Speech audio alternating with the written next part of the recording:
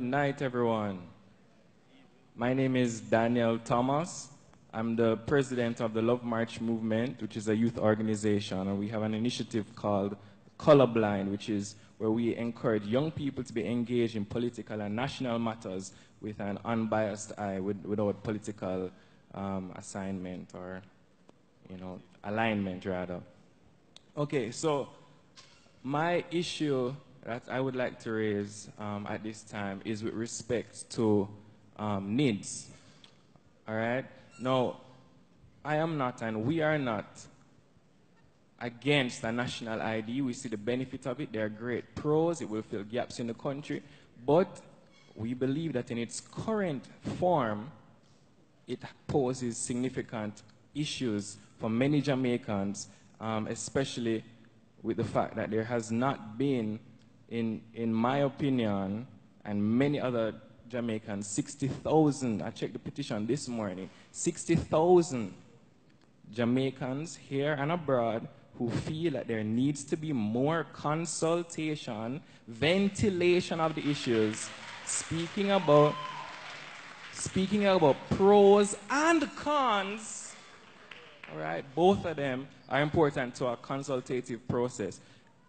So we're being told that we must enroll in NIDS, or in the next 3 years we'll be possibly fined a max of $100,000 and barred from government services and possibly private services as well. The only exception being where there's a threat to health or life or a state of national emergency. Now, I'm deeply concerned about this bill because of the impact on the country. So Charles, you have given us 2 points in the bill that you'd like responded to. Well, I can't go into all of them, but just to say, right now I qualify for NHT. Yes. In 3 years, I will somehow lose my qualification because, somebody can respond to the NHT points, of course. You're sure about that? Well, that is my understanding because it won't be a threat to my life or health. This is where you're going to come to get all the answers. All right, so allow them to respond now. Thanks, Charles.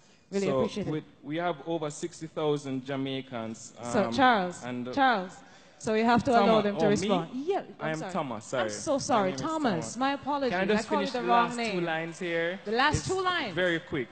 2 points or lines? 2 lines. So, my closing thought would be to withdraw the bill, allow for proper ventilation of the issues over a 3-month period even, town hall meetings and joint select committee where we can properly speak about the many, many issues that are in the bill. We're not against the bill, but we are for the country of Jamaica moving forward.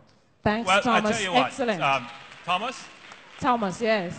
I'm very happy that we find common ground, being that we are both for the country moving forward. But I just wanted to know, can you now get your NHT benefit without providing identification? I just wanted to know. And the answer is no. No, you can't. Secondly, and let's be clear, Hang on, Thomas, you don't get a second chance. So sorry, you already asked. You've asked it's your rhetorical. question. No, you already asked. Oh, it was rhetorical. Okay, fine. Like many other things, it's rhetorical. Fine. Secondly, Thomas, do you know, how old are you, Thomas? I am 26. Do you know that this bill, this idea of creating a national registry started from as early as 1970?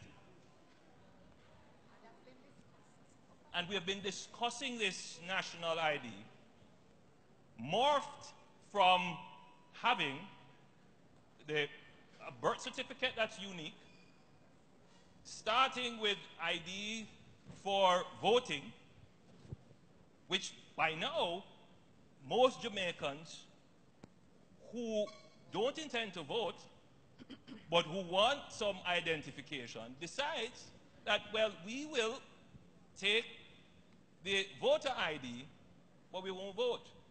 I'll give my fingerprint for the voter ID, but I don't vote. There are 1.8 million Jamaicans who want an ID, and they give their fingerprint willingly, including some of the 60,000 who signed the petition. answering personal questions,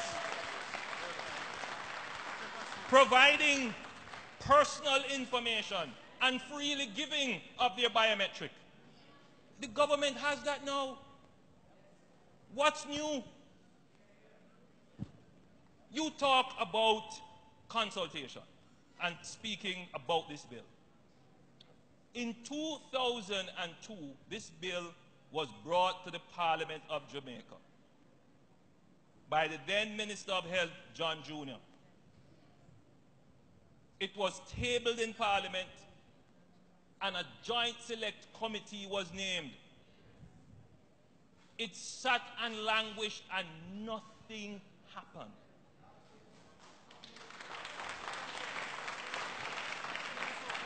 In 2009, former Prime Minister Bruce Golding saw that the bill was there, nothing is happening with it, started a resurrection of it. In 2012, former Prime Minister Portia Simpson-Miller took the bill and her very statements, this is a very important thing and we are going to push it, and started the negotiation for a loan to do this with the IDB.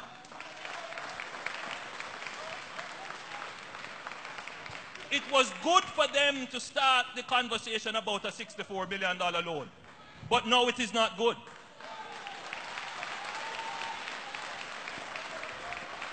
You know what I reject? Do you know what I reject? I reject the view that somehow you have a higher moral authority on this matter than I do. I am not here to create, and I make that point very seriously, because I am not here to create a system that is going to deprive Jamaicans of their freedom. And you know what else? But the bill does. I am not hiding from consultation. I am here facing the questions. Unlike most, I am facing the questions and answering them. And I will go to every church in Jamaica. I will go to every room, every house, and I will answer them. Because I am not trying to take away anybody's right. And I find that this discussion is disingenuous, unfair, and untruthful. And I will tell you, Jamaica, I am not going to hide from this.